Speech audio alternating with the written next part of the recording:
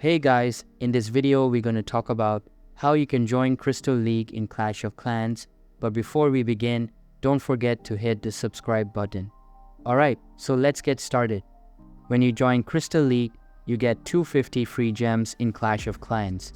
So as you can see on the screen right now, you can join the Crystal League by getting 20,000 trophies or more. I mean, this is pretty basic knowledge, but a lot of people still don't know that you gain trophies by attacking.